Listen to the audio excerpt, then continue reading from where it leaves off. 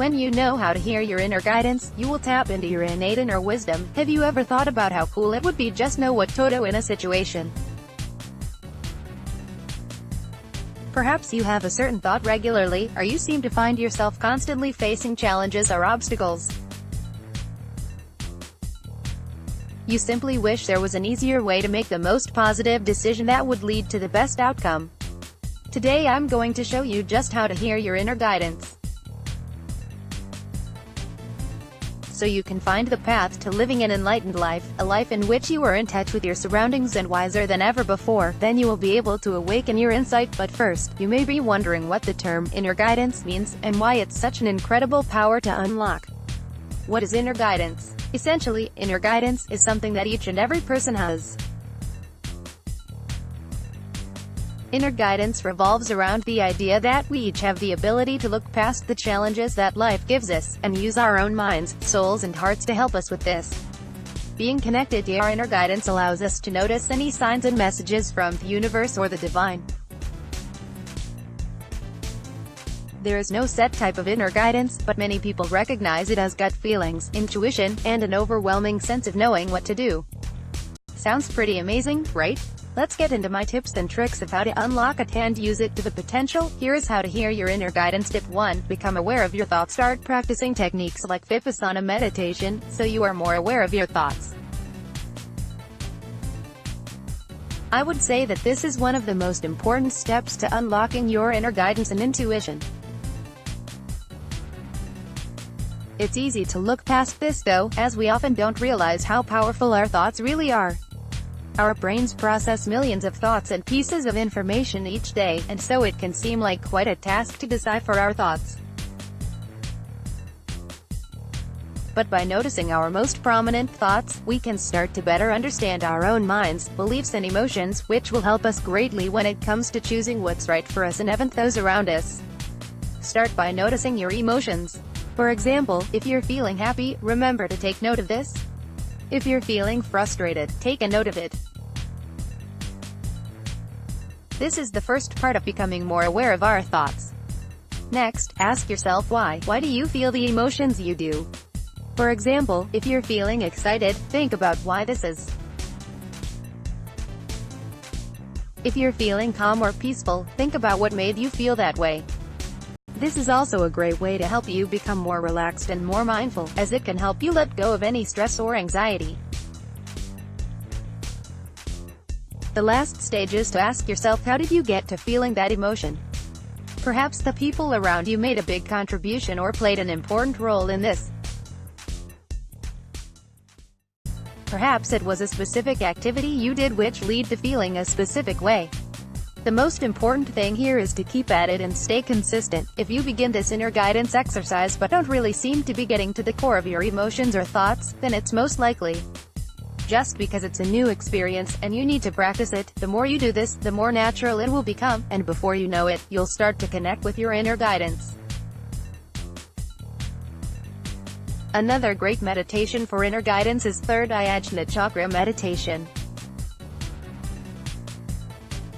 Tip 2. Find inner guidance by recording your dreams. So one of the best things about dreaming is that all dreams are created from our subconscious. Read our guide to accessing your subconscious mind. This means that our ego switches off and is offline. This means that all dreams we have are 100% integral, and that we can put our trust in the inner guidance that they provide us with. The most vital step here is to keep track of as many of your dreams as you can. If you're someone who doesn't remember a lot of your dreams, then try keeping a dream journal.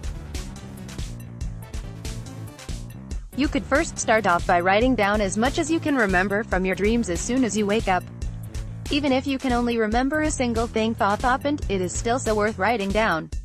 It is still good inner guidance to listen to.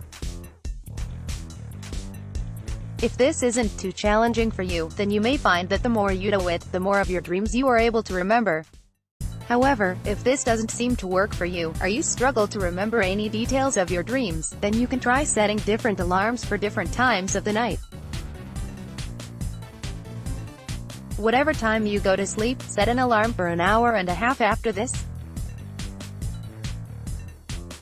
The alarm should be an hour and a half, as this is roughly the length of one completed sleep cycle, and so setting the alarm for this time will mean that you should still feel energized when you wake up.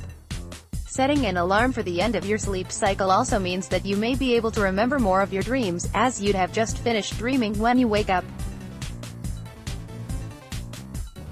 Once you begin to get pretty awesome at recording your dreams, you can then begin to analyze them. This is when you will access inner guidance that is of the most value. Start by reviewing the whole dream, and break it down, element at a time. You could begin by looking at the setting of the dream and thinking about what this could symbolize, or what it could relate to in your waking life. For example, if your dream was set in the mountains, then perhaps you could interpret this as a reference to challenges in a particular area of your life which you will later need to overcome. If your dreams lack clarity, or you're still struggling to remember them, then exercise is a great way to make your dreams more vivid. Tip 3. Look out for signs of inner guidance. Signs are something that are very overlooked by a lot of us. But we need to trust our inner guidance and listen to the signs it shows us. The main reason why we overlook these signs is that we overperceive them to be coincidences. The truth is that we receive many signs each day, which we just don't realize. This links back to what I was saying earlier, about tuning into your thoughts and emotions. For example, have you ever been thinking about someone such as a friend or relative, and then you all of a sudden get a text or a call from them? That's a sign from the universe. For lots of people, signs of inner guidance include seeing white feathers to indicate that you're on the right path, butterflies, coins, and most commonly, angel numbers. Angel numbers are repeating numbers such as 111, or 555, and they are usually sent to deliver you an important message. You'll know when you're seeing angel numbers, as you will be seeing the same number all the time. If this is the case, then you can look up the meanings of them, and see what comes to mind upon reading the meaning. You'll sometimes find that these numbers are messages regarding something that will happen in the near future, whilst others will offer guidance on how to resolve a situation. Tip 4. Access your inner guidance with oracle cards. Oracle cards, here's a bunch on Amazon, are perhaps my favorite way of accessing inner guidance. They are essentially a little like tarot cards, but have no intention of giving you messages that could scare or worry you. Start by researching some of the different decks, and find what seems fun and appealing to you. There are hundreds of oracle card decks out there, so you're sure find one that's right for you. The most amazing thing about oracle decks is that all the answers come from within you. This is because your subconscious already knows what's going on in your life, and just needs a little activation. Thought oracle cards. All energy from the cards will be of positivity and divine love, as they're used to connect with angels, who help to channel the messages from your subconscious. There are also hundreds of different oracle card spreads, and so you will most likely find one that's tailored to your situation.